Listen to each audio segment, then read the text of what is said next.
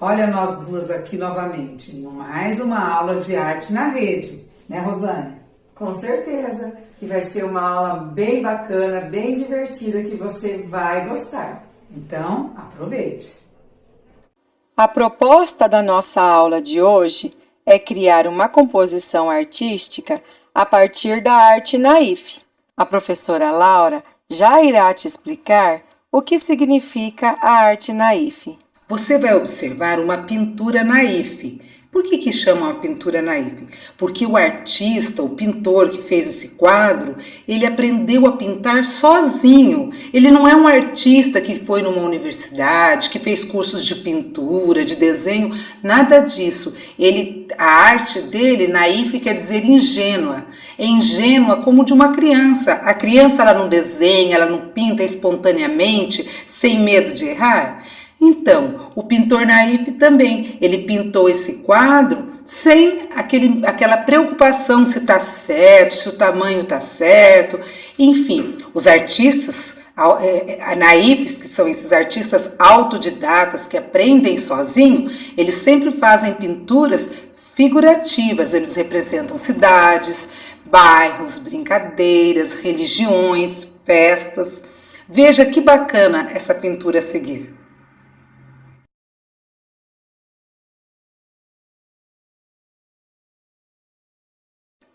O que você vê nesta imagem?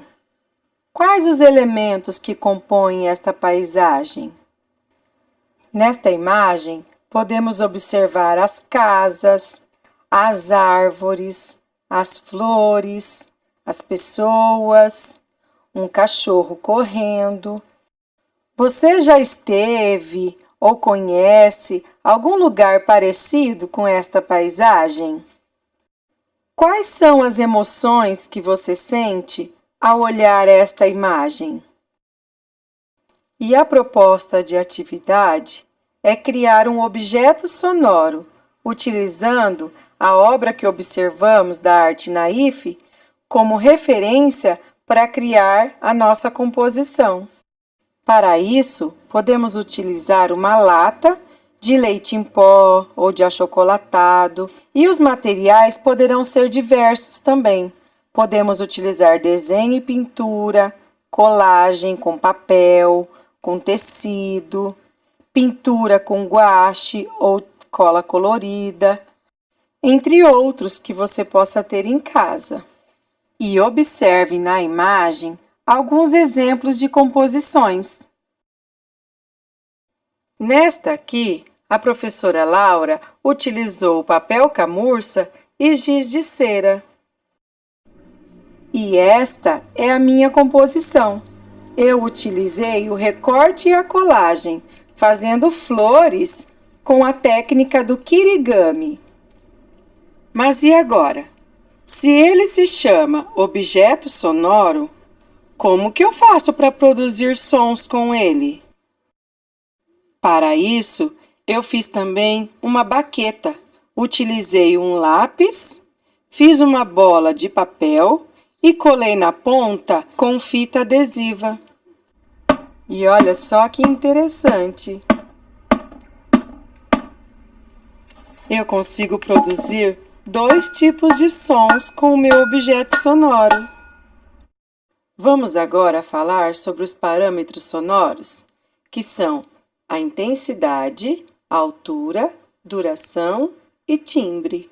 Eu vou te mostrar na prática esses parâmetros sonoros, que é a altura, a intensidade, a duração e o timbre. Vamos começar com a altura, que é o som agudo e o som grave.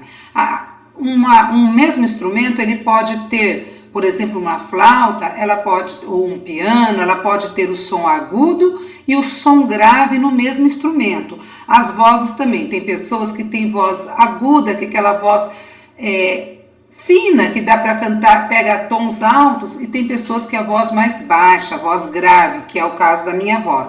E aqui eu vou te mostrar 2 sons, um agudo e um grave. Vamos começar com o agudo, esse sino aqui, ó. É um som estridente, agudo. E aqui nós temos um som grave, ó. Então você viu a altura, o som agudo e o som grave.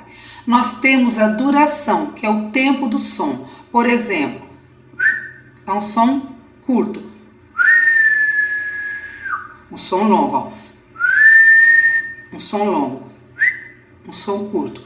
Eu posso mostrar também aqui nessa vagem. Aqui a criança pode fazer sua produção, sua composição artística, pintar com tinta guache, tudo. E aqui ela pode trabalhar um objeto sonoro. Então, o som longo, o som curto, longo, curto, ok? Bom, a intensidade é como se fosse o volume. Sabe o volume do rádio? Quando você abaixa, ele fica bem suave, piano, e quando você aumenta o volume, ele fica alto.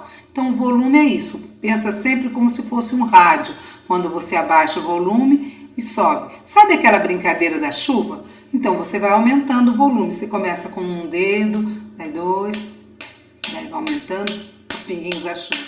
Então, você vai aumentando o volume do som. Tá, e o timbre? O timbre é a nossa identidade sonora. É como se fosse a nossa identidade digital. Cada um não tem uma identidade única digital? O timbre também. Cada um tem uma identidade única, um timbre único de voz. Pode ter timbres muito semelhantes, mas cada timbre é único. O timbre é os sons dos animais, os sons dos objetos, os sons das vozes, os sons dos instrumentos, tudo isso são os timbres. Se você está lá na sua casa e você ouve seu vizinho tocar piano, você reconheceu o timbre do piano. O outro tocou violão e você sabe que é violão, você reconheceu o timbre do violão. De repente você escuta um gato miando, então você está reconhecendo o timbre do gato. Ou um cachorro latindo, o timbre do cachorro. Uma sirene, ó, o som de uma moto, enfim, esses são os timbres. Por exemplo, você convive com diversos timbres diariamente. Bom, nós falamos da duração, falamos da intensidade, falamos da altura e também falamos do timbre. A partir desses parâmetros dos sons, você pode realizar várias propostas musicais. E no nosso objeto sonoro?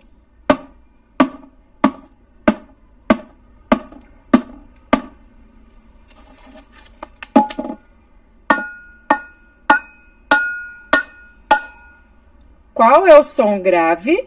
Qual é o som agudo? Este é o som agudo.